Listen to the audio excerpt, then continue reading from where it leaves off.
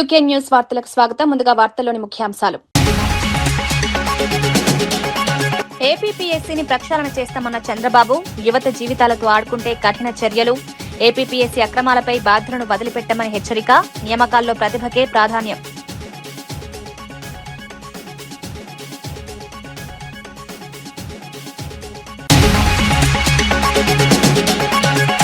రాగం సుజాత యాదవ్ సేవలు చిరస్మరణీయమన్న సబితా ఇంద్రారెడ్డి. సుజాత యాదవ్ మృతి తీరని లోటన్న సబిత, మహిళా సాధికారతకు కృషి, రాగం సుజాత యాదవ్ కుటుంబానికి పరామర్శ.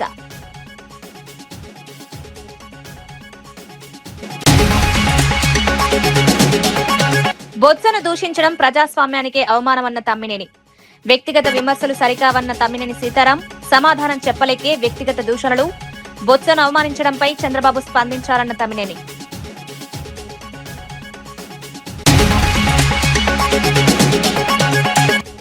ఏపీపీఎస్సీ, డీఎస్సీ అక్రమాలపై సీబీఐ విచారణ కోరిన జగన్. నిరుద్యోగుల భవిష్యత్తుతో చెలగాటమాడొద్దన్న జగన్, పరీక్షల్లో అక్రమాలు జరిగాయంటే బాధ్యులెవరన్న ప్రశ్న. ఏపీపీఎస్సీ, డీఎస్సీపై ప్రభుత్వాన్ని నిలదీద్దా.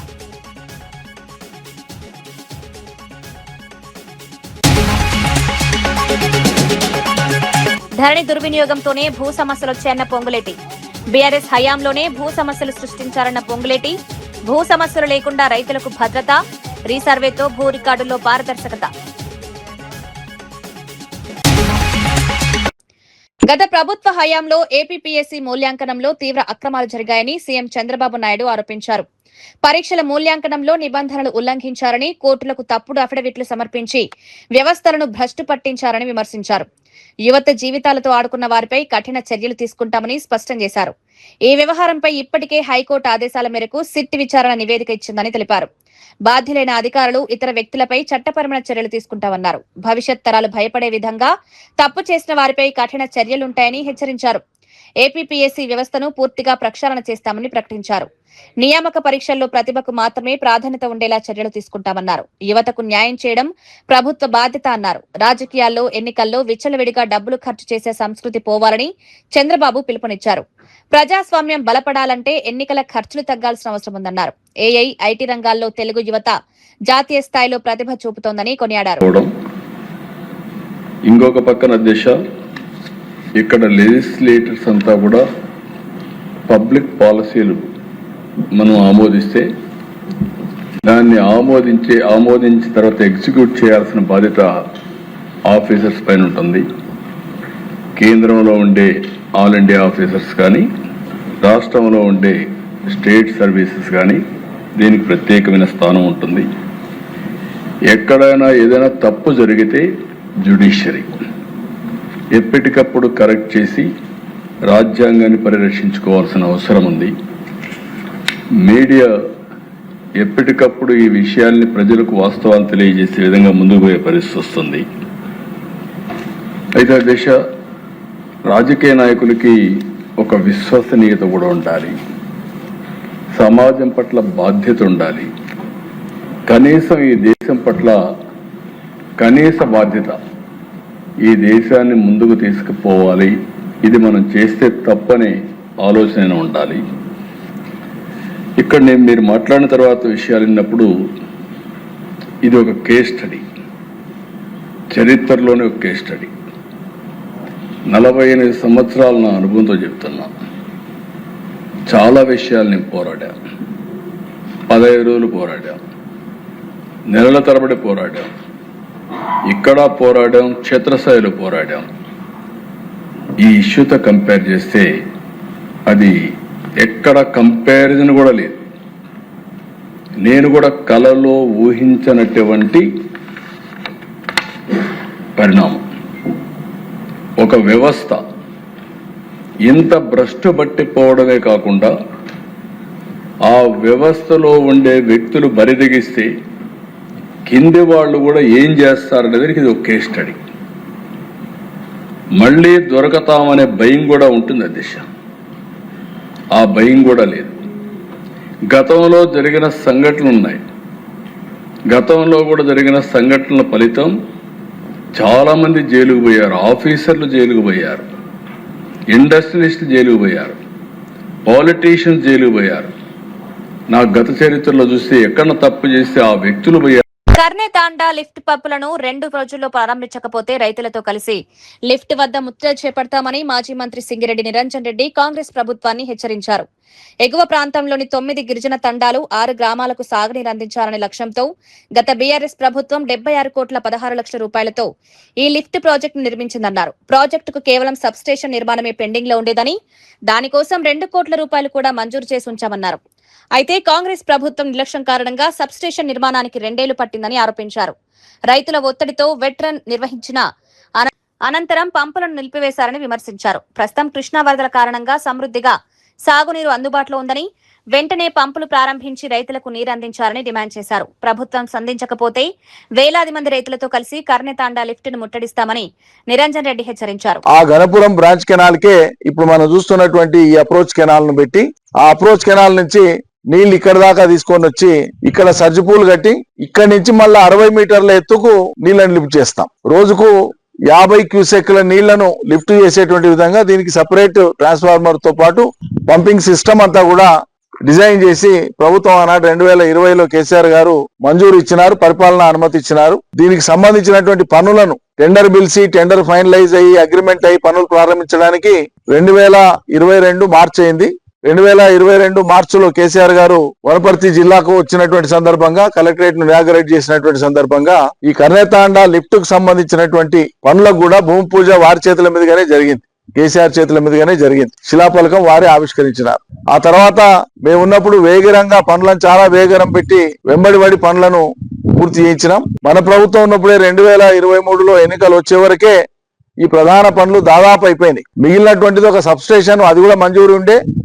కేవలం సబ్ స్టేషన్ పని చేయడానికి 2 ఏళ్ల కాలం తీసుకున్నది ఈ సర్కారు వచ్చిన తర్వాత. ఒట్టి సబ్ స్టేషన్ పని పూర్తి చేయడానికి 2 కోట్ల రూపాయలు మనం మంజూరు ఇచ్చి పనులు చేసింది 76 కోట్ల 16 లక్షలు. ఇప్పుడు దాని రివైజ్ ఎస్టిమేట్స్ ప్రాజెక్టు ఇప్పుడు ప్రభుత్వ నిబంధనల మేరకు మళ్ళీ ఒక 15% ఖర్చు పెరుగుతుంది. 76 కోట్ల 16 లక్షలకు అదనంగా మళ్ళీ ఒక 15% అమౌంట్ పెరుగుతుంది. ఎస్కలేషన్స్ ఉంటాయి, అది ప్రభుత్వ లెక్కల ప్రకారంగా ఉంటది. అయితే పోయిన సంవత్సరమే నీళ్లు ఇవ్వాల్సింది. వెంబడిబడి ఆ సబ్స్టేషన్ తొందర పూర్తి చేసి దమ్మున నీళ్లు ఇస్తే అయిపోవు. కానీ మొత్తం మన ప్రభుత్వ హయాంలో జరిగింది, మన హయాంలో జరిగింది. నీళ్లు ఇవ్వడం మూలంగా మనకు పేరు వస్తుందని చెప్పి ఉద్దేశపూర్వకంగా ప్రభుత్వం, కాంగ్రెస్ ప్రభుత్వం ఇదే కాదు ఏ ప్రాజెక్టునైనా ఏ పనినైనా వాళ్ళు పెండింగ్ లో పడతా వచ్చినారు. ఎంబడిపడంగా మొన్న ఎండాకాలం ఏప్రిల్లో ట్రయల్ రన్ పూర్తి చేసినారు. ట్రయల్ రన్ పూర్తి చేసి మోటార్ నడిపించి సక్సెస్ఫుల్ గా స్కీమ్ సక్సెస్ఫుల్ గా ఉంది, ఇక స్టార్ట్ చేయొచ్చు అనుకున్నారు. ఈ లోపల కేరళ నీళ్లు ఆగిపోయినాయి. మనకు తెలుసు, సమ్మర్ వస్తే ఎండాకాలం వస్తే నీళ్లు ఆగిపోతాయి. ఇప్పుడు నీళ్లు కృష్ణా నదిలో వరద బారబట్టి 4 రోజులు అయిపోయింది. 4 రోజుల నుంచి నీళ్లు వస్తుంటే కూడా కలవకుర్తి లిఫ్ట్ ఇరిగేషన్ పంపులను 3 పంపులను మాత్రం ఏకకాలంలో స్టార్ట్ చేస్తారు. స్టార్ట్ చేసినట్లే చేస్తారు. 1-2 గంటల వ్యవధిలో 2 బంద్ చేసి ఒక ట్యాంక్ లో పెడతారు. ఈ రోజు నీళ్లు లేవు అని అబద్ధాలు ఆడుతుంది కాంగ్రెస్ సర్కారు, రేవంత్ రెడ్డి సర్కారు. ఏ వాన పడకపోయినా ఈ రోజు మళ్ళా జూరాలలో ఒక 10 గేట్లు ఎత్తినారు. ఈ రోజు ఉదయం జూరాలలో మళ్ళా 10 గేట్లు ఎత్తినారు. అంటే సుమారు 45-50 వేల పైచిల్ క్యూసెక్ల నీళ్లు, దగ్గర 70-80 వేల క్యూసెక్ల నీళ్లు శ్రీశైలంలోకి వస్తానే ఉన్నాయి. శ్రీశైలం ఆల్రెడీ నిండుకోనే ఉంది. అవతల దంచి కొట్టి పోతిరెడ్డి. కళ్యాణ లక్ష్మి, షాదీ ముబారక్ పథకాలపై కోర్టులో కౌంటర్ దాఖలు చేయకుండా కాంగ్రెస్ ప్రభుత్వం నిర్లక్ష్యంగా వ్యవహరిస్తోందని బీఆర్ఎస్ నేత ఎర్రోల శ్రీనివాస్ ఆరోపించారు. కేసీఆర్ ప్రభుత్వ హయాంలో అమలు చేసిన పేదింటి ఆడబిడ్డల సంక్షేమ పథకాలను నిర్వీర్యం చేసేందుకు రేవంత్ ప్రభుత్వం ప్రయత్నిస్తోందని విమర్శించారు.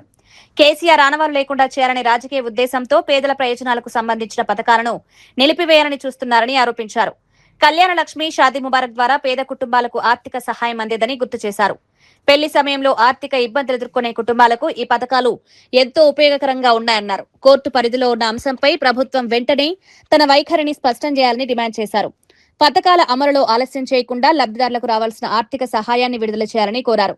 పేద మహిళల సంక్షేమానికి రాజకీయాలకు అతీతంగా చూడాలని సూచించారు. పూర్వకంగానే ముఖ్యమంత్రి గారు ఆనాడు ఎల్బీ స్టేడియంలో కేసీఆర్ నామరూపాలు లేకుండా చేస్తాని అనేక సందర్భాలుగా మాట్లాడుతున్నాడు. ఈ కళ్యాణ లక్ష్మి, షాదీ ముబారక్ పథకాలను కూడా నామరూపాలు లేకుండా చేయడానికి ఇలా కాంగ్రెస్ పార్టీ కంకణం కట్టుకున్నది, ముఖ్యమంత్రి కంకణం కట్టుకున్నాడు. అందుకనే కౌంటర్ దాఖలు చేయలేక ఇలా ఈ యొక్క పథకాలను ఎత్తివేసే ప్రక్రియ నడుస్తా ఉన్నది. ఇది నిజంగా చాలా బాధాకరం, దుర్మార్గమైనటువంటి చర్య. నేను ముఖ్యమంత్రి గారికి, కాంగ్రెస్ పెద్దలను అడుగుతా ఉన్నా, అసలు కళ్యాణ లక్ష్మి పథకం ఎందుకు వచ్చిందో ఒక్క కాంగ్రెస్ నాయకుడికి తెలుసా అని అడుగుతా ఉన్నా. వాటి యొక్క ముఖ్య ఉద్దేశము, వాటి యొక్క చరిత్ర, ఎంత దీనమైనటువంటి పరిస్థితులలో ఉండేటువంటి పరిస్థితుల నుంచి ఈ పథకం పుట్టిందో కాంగ్రెస్ పార్టీ పెద్దలకు, ముఖ్యమంత్రికి, మంత్రులకు తెలియదన్న విషయం కూడా కాంగ్రెస్ వాళ్ళకు తెలియదు. ఆనాడు కేసీఆర్ గారు మీ కాంగ్రెస్ హయాంలో రాజశేఖర రెడ్డి ప్రభుత్వం ఉండగా, కిరణ్ కుమార్ రెడ్డి ప్రభుత్వం ఉండగా, రోషయ్య గారి ప్రభుత్వం ఉండగా తెలంగాణ ఆడబిడ్డలను, మా లంబాడి ఆడబిడ్డలను చదివించడానికి శక్తి లేక, పోషించడానికి శక్తి లేక, పెంచడానికి శక్తి లేక పసిబిడ్డలను అమ్ముకున్నటువంటి దుస్థితి నుంచి, పెళ్లి చేసే బాధ్యతను తీసుకొని బరువు మోయలేకున్నటువంటి దుస్థితులలో ఆడబిడ్డలను అమ్ముకున్నటువంటి దుస్థితి వరంగల్ జిల్లా మొదలైంది. ఈ ఆడబిడ్డలను అమ్ముకున్నటువంటి ఈ ప్రాంతంలో మీ హయాంలో జరిగింది. సిగ్గుండాల కాంగ్రెస్ పార్టీకి కనీసం 10 సంవత్సరాల అధికారంలో ఉన్నారు. ఈ ఆడబిడ్డల పెళ్లిళ్ళు ఎట్లా చేయాలో అనేటువంటి సోయి కూడా ఆనాటి ముఖ్యమంత్రులకు, ఆ ప్రభుత్వానికి రాకపోవడం సిగ్గుపడాలి మీరు. కానీ కేసీఆర్ గారు ఆడబిడ్డలకు మేనమామలాగా, ఆ కుటుంబానికి పెద్దన్నలాగా అండగా నిలబడి 1,116 ఆడబిడ్డ పెళ్లి చేయడానికి కోసం, కట్నం కింద ఇయ్యడం కోసం, ఆ కుటుంబాన్ని ఆర్థిక స్తోమతగా నిలబెట్టడానికి కార్యక్రమాన్ని తీసుకున్నాం మేము. ఇది మేనిఫెస్టోలో పెట్టింది కాదు, ఓట్ల కోసం చెప్పింది కాదు, ఓట్లు వేయించుకోవడానికి చెప్పినటువంటి పథకం కాదు. కేవలం ఒక సామాజిక రుగ్మతలను మార్చడానికి, బాల్య వివాహాలను తగ్గించడానికి, పిల్లలందరూ కూడా 18 సంవత్సరాలు నిండేంత వరకు కూడా స్కూళ్లలో చదువుకోవాలనేటువంటి ఒక ఉద్దేశంతో, ఒక మంచి ఉద్దేశంతో, దేశంలో ఎక్కడ లేని విధంగా కేవలం ఈ దేశానికి స్వాతంత్రం వచ్చి 76 సంవత్సరాలు అయింది. 80 సంవత్సరాలు అయింది. ఈ 80 సంవత్సరాలలో, ఈ 80 సంవత్సరాల స్వతంత్ర భారతదేశంలో ఏ ఒక్క పార్టీ ప్రజాప్రభుత్వంలో మంత్రులందరూ జవాబుదారీగా ఉంటూ ప్రజల సమస్యలను పరిష్కరించేందుకు కృషి చేస్తున్నారని మంత్రి అడ్లూరి లక్ష్మణ్ కుమార్ తెలిపారు. ప్రజల నుంచి నేరుగా దరఖాస్తులు స్వీకరించి సంబంధిత అధికారులతో మాట్లాడి సమస్యలకు పరిష్కారం చూపుతున్నామన్నారు.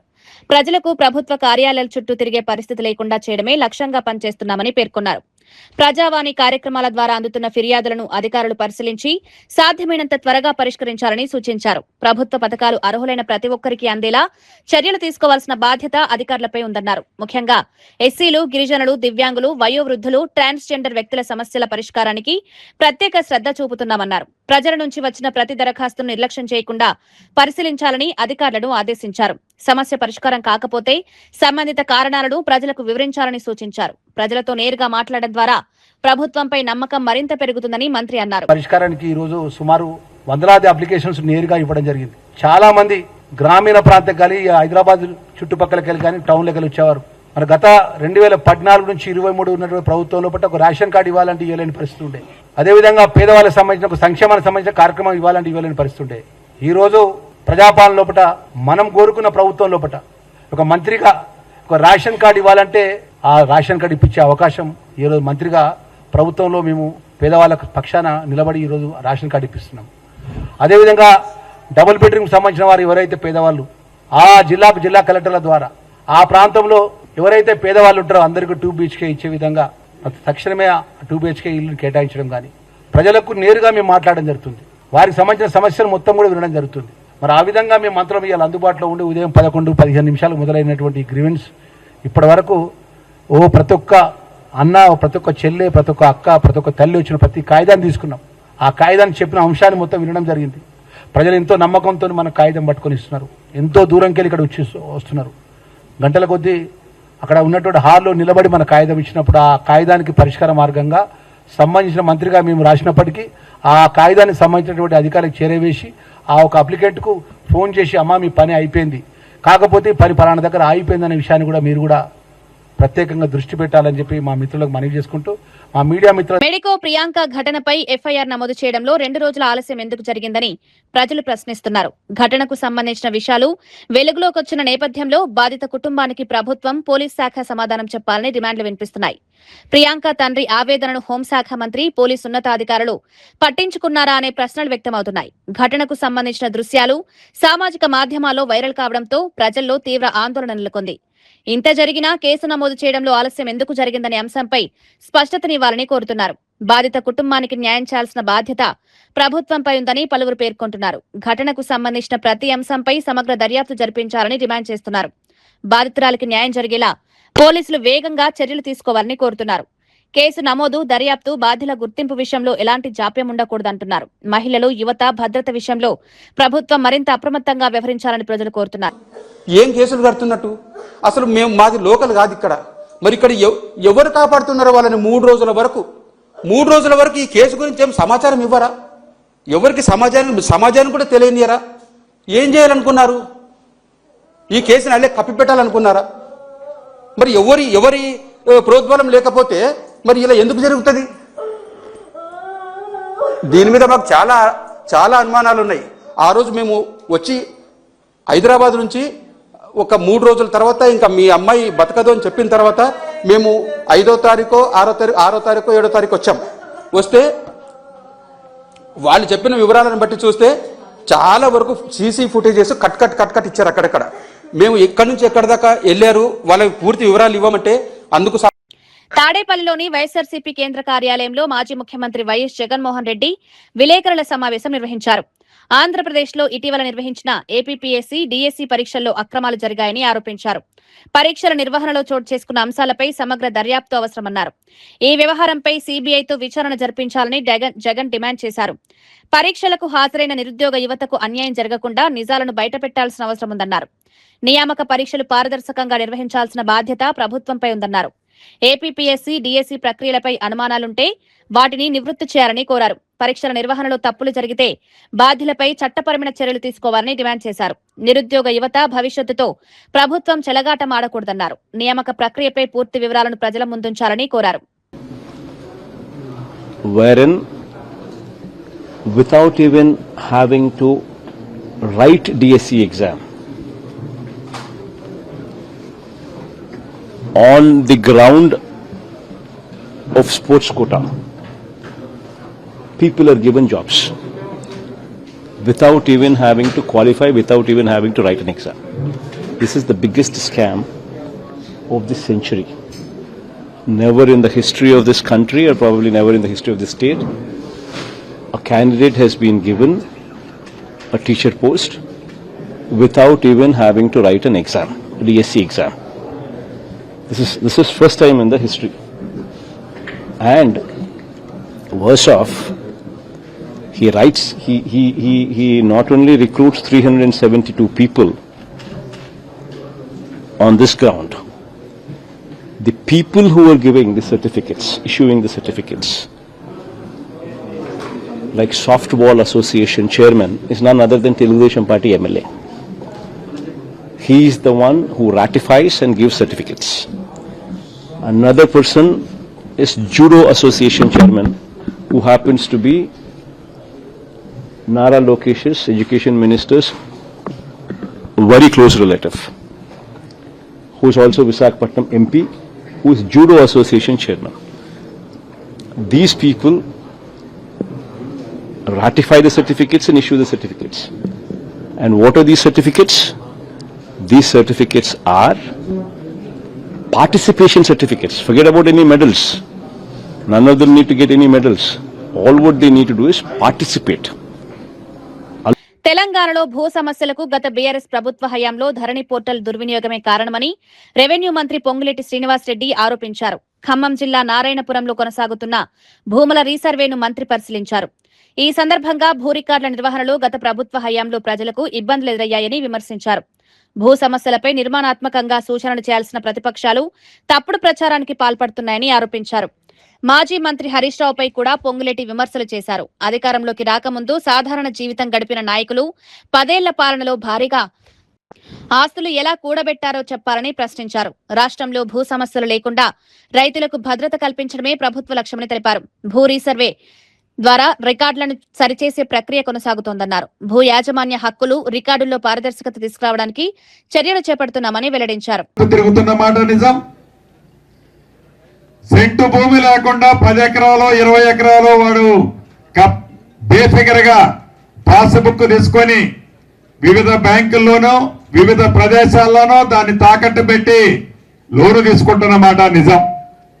ఈ రెండు కాకుండా గత ప్రభుత్వంలో ఈ రైతు బంధు కార్యక్రమం మెయిన్ ఏజెండాగా అత్యధికంగా ఈ పాస్బుక్లు అనేవి ప్రమోట్ చేయబడ్డాయి. భూమి లేని వాళ్ళకి కూడా పాస్బుక్లు ఇవ్వటం జరిగింది. ఇది యథార్థం. దీన్ని అంతా దృష్టిలో పెట్టుకొని ఏదైతే నాగార్జున సాగర్ నియోజకవర్గంలో పైలట్ గా ఒక మోడల్లో అక్కడ ఒక 14 రెవెన్యూ గ్రామాలు సర్వే చేస్తే ఆ 14 రెవెన్యూ గ్రామాల్లో సుమారు 3,500 3,600 ఎకరాల భూమి సర్వే నెంబర్ల కంటే ఎక్కువ భూమి పాస్బుక్లు ఇచ్చిన కారణంగా నిజంగా సాగులో ఉన్నవాడికి, నిజంగా సాగు చేసుకునే రైతన్నకి పాస్బుక్లో పేరు లేదు. సాగు చేసుకునే వాడికి 10, 20, 30 ఎకరాలు రైతు బంధు కోసం కొత్త పాస్బుక్లు ఇచ్చారు. దానివల్ల సుమారు 16,300 ఎకరాలు సర్వే చేస్తే తేలింది ఎంత అంటే 3,300, 3,400 బోగస్ పాస్బుక్లు అక్కడ ఏర్పాటు చేయటం జరిగింది ఆనాడు. అదే పద్ధతిలో ఈనాడు ఈ బేతిపల్లిలో ఏదైతే సర్వే జరుగుతుందో సుమారు గౌరవ కలెక్టర్ గారు, సర్వే చేసే అధికారులు అందరూ ప్రత్యక్షంగా గ్రౌండ్ మీదకి పోయి నేను చూశాను. ఇది ఎవరినో మభ్యపెట్టో రాజకీయం కోసమో నేను మాట్లాడటంలా. భూమి అనేది ఒక ఎమోషనల్ రైతన్నకి బాండ్ ఉన్న వస్తువు. అది ఎమోషనల్ టచ్ ఉన్నది రైతన్నకి భూమి. ఈ భూ విషయంలో రాజకీయాలకు అనంతపురం ఎమ్మెల్యే దగ్గుపాటి ప్రసాద్ పై మాజీ ఎమ్మెల్యే వైకుంఠం ప్రభాకర్ చౌదరి మరోసారి తీవ్ర ఆరోపణలు చేశారు.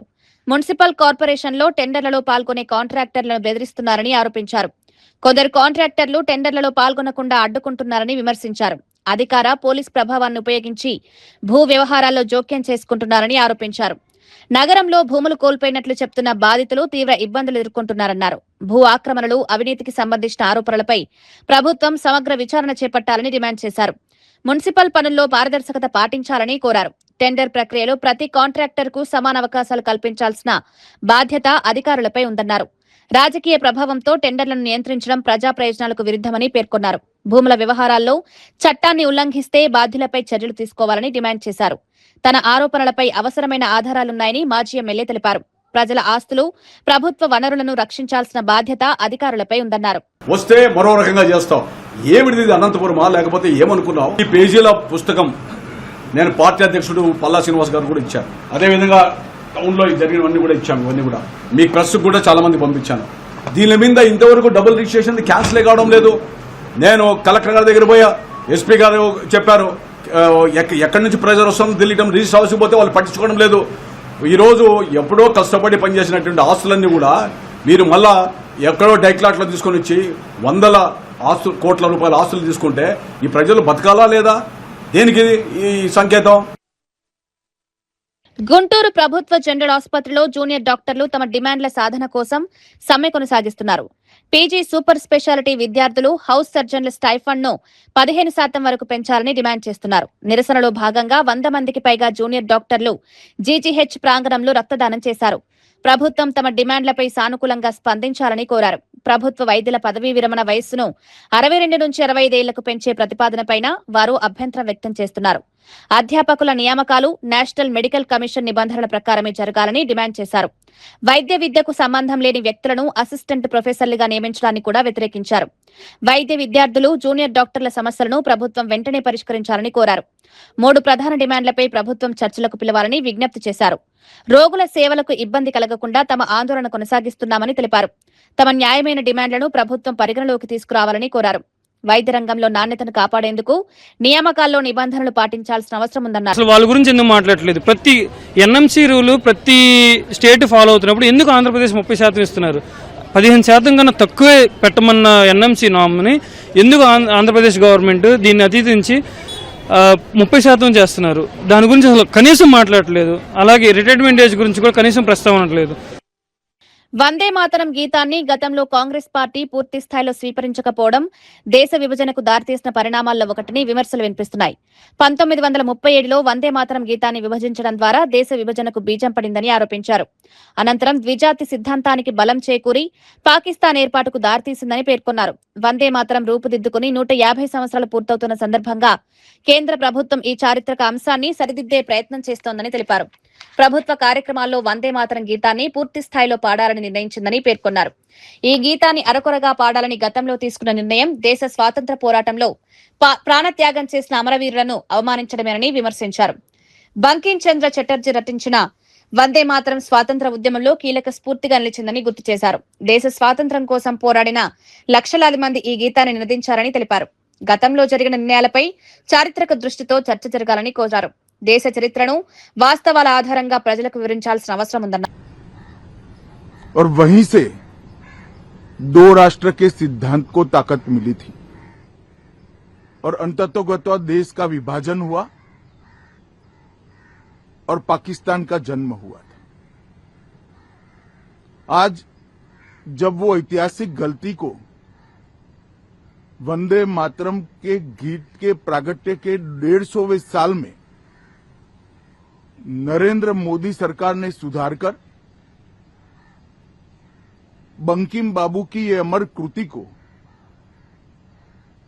पूरा गीत गाकर राष्ट्रीय एकात्मता को फिर से एक बार सुदृढ़ करने का प्रयास किया है और सभी सरकारी फंक्शंस में इसको पूर्ण रूपेण गाने का जो निर्णय किया है वो निर्णय को कानूनी जामा भी తెలంగాణ ఉమ్మడి ఆంధ్రప్రదేశ్ సోషల్ వెల్ఫేర్ బోర్డు మాజీ చైర్పర్సన్ ప్రముఖ సామాజిక సేవకురాలు రాగం సుజాత యాదవ్ మృతి పట్ల మాజీ మంత్రి మహేశ్వరం ఎమ్మెల్యే సవితా ఇంద్రారెడ్డి తీవ్ర సంతాపం వ్యక్తం చేశారు. నల్లగండ్లలోని కార్పొరేటర్ రాగం నాగేందర్ యాదవ్ నివాసానికి వెళ్లిన సవితా ఇంద్రారెడ్డి కుటుంబ సభ్యులను పరామర్శించారు. రాగం సుజాత యాదవ్ చిత్రపటాన్ని ఆవిష్కరించిన నివాళులర్పించారు. మహిళా సాధికారత కోసం, బడుగు బలహీన వర్గాల సంక్షేమం కోసం ఆమె చేసిన కృషి చిరస్మరణీయమని సబితా ఇంద్రారెడ్డి కొనియాడారు. సమాజ సేవలో ఆమె అందించిన సేవలను ఎవరూ మర్చిపోలేరన్నారు. ఆమె మృతి కుటుంబానికి, సమాజానికి తీరని లోటని ఆవేదన వ్యక్తం చేశారు. కుటుంబ సభ్యులకు తన ప్రగాఢ సానుభూతిని తెలిపారు. ఆమె పవిత్ర ఆత్మకు శాంతి చేకూరాలని ప్రార్థించారు. కుటుంబ సభ్యులకు మనోధైర్యం కలగాలని ఆకాంక్షించారు. మహిళల అభివృద్ధి, బడుగు బలహీన వర్గాల సంక్షేమం కోసం రాగం సుజాత యాదవ్ చేసిన సేవలు భవిష్యత్తు తరాలకు స్ఫూర్తిగా నిలుస్తాయని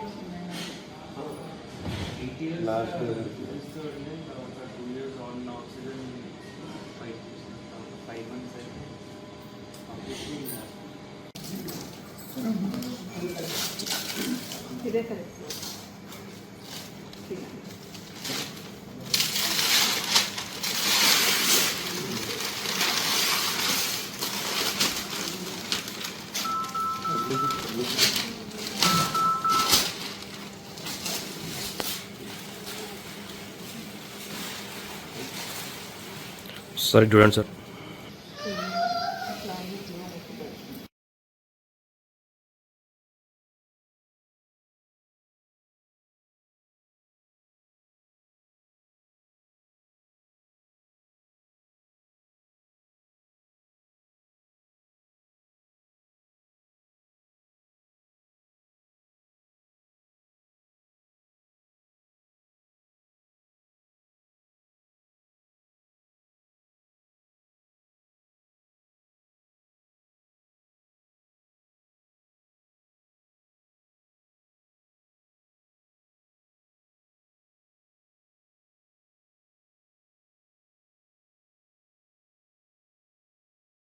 శాసన మండలిలో వైసీపీ పక్ష నేత మాజీ మంత్రి బొత్స సత్యనారాయణపై మంత్రి అచ్చెన్నాయుడు చేసిన వ్యక్తిగత వ్యాఖ్యలపై మాజీ స్పీకర్ తమ్మినేని సీతారాం తీవ్రంగా మండిపడ్డారు.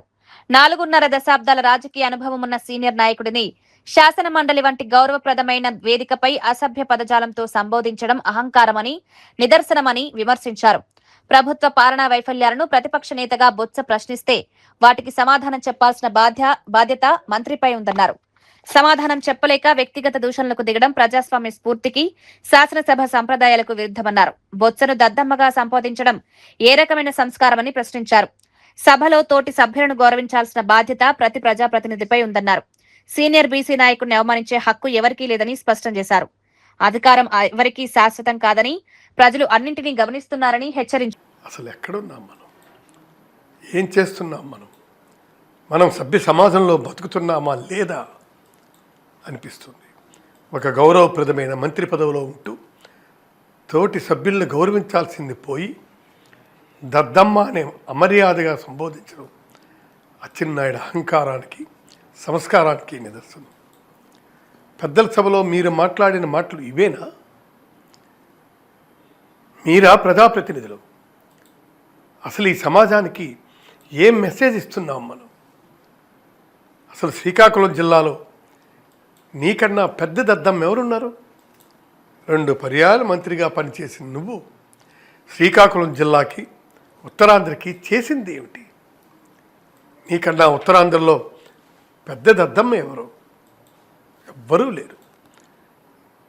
మంత్రిగా పనిచేసి అక్రమాస్తులు పోగు చేసుకోవటంలో నువ్వు అభివృద్ధి చెందావు తప్పితే జిల్లా అభివృద్ధి చెందలేదు. తెల్లారితే గ్రావెల్ నుండి గ్రానైట్ వరకు, పశువుల దాణా నుండి పశువులు ఇచ్చే మెడిసిన్ వరకు ప్రతి దానిలో అవినీతి చేసి సంపాదించిన బలుపుతో, అహంకారంతో నోటికొచ్చినట్లు మాట్లాడితే ప్రజలు హర్షించిన అచ్చెన్నాయుడు, మీ అహంకారానికి తప్పకుండా గేట్లు వేసే సమయం వస్తుంది. అధికార మదంతో క్రెడిట్ కోసం అచ్చెన్నాయుడు చేసిన వ్యాఖ్యలను నేను తీవ్రంగా ఖండిస్తున్నాను. ప్రజా సమస్యలపై శాసనమండలిలో నిలదీస్తున్న ప్రతిపక్ష నేత, రాష్ట్ర బీసీ నేత, సీనియర్ నాయకుడిని, రాజకీయాల్లో దశాబ్దాల అనుభవం ఉన్న వ్యక్తిని పట్టుకొని ఏమాత్రం సంస్కారం లేకుండా సంబోధించడం అచ్చెన్నాయుడు రాజకీయ దిగజారుడుతనానికి, అహంకారానికి నిదర్శనం.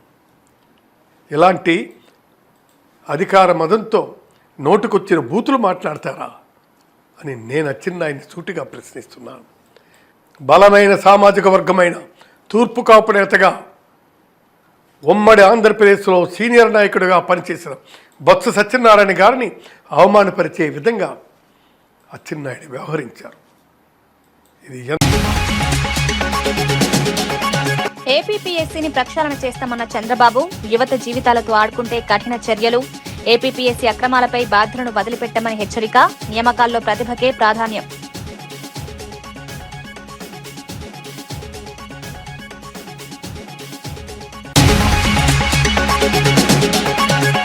రాగం సుజాత యాదవ్ సేవలు చిరస్మరణీయమన్న సబితా ఇంద్రారెడ్డి. సుజాత యాదవ్ మృతి తీరని లోటన్న సబిత, మహిళా సాధికారతకు కృషి, రాగం సుజాత యాదవ్ కుటుంబానికి పరామర్శ.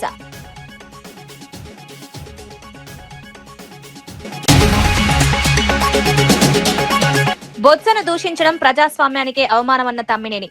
వ్యక్తిగత విమర్శలు సరికావన్న తమ్మినేని సీతారాం, సమాధానం చెప్పలేకే వ్యక్తిగత దూషణలు, బొత్సను అవమానించడంపై చంద్రబాబు స్పందించారన్న తమ్మినేని.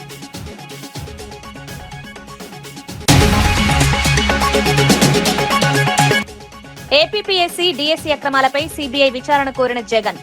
నిరుద్యోగుల భవిష్యత్తుతో చెలగాటమాడొద్దన్న జగన్, పరీక్షల్లో అక్రమాలు జరిగాయంటే బాధ్యులెవరన్న ప్రశ్న. ఏపీపీఎస్సీ, డీఎస్సీపై ప్రభుత్వాన్ని నిలదీద్దాం.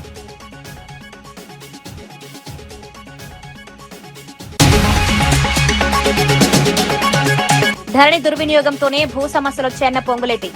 బీఆర్ఎస్ హయాంలోనే భూ సమస్యలు సృష్టించారన్న పొంగులేటి. భూ సమస్యలు లేకుండా రైతులకు భద్రత, రీసర్వేతో భూ రికార్డుల్లో పారదర్శకత. ఈనాటి వార్తా విశేషాలు మరో బులెటిన్లో మళ్ళీ కలుద్దాం. నమస్కారం.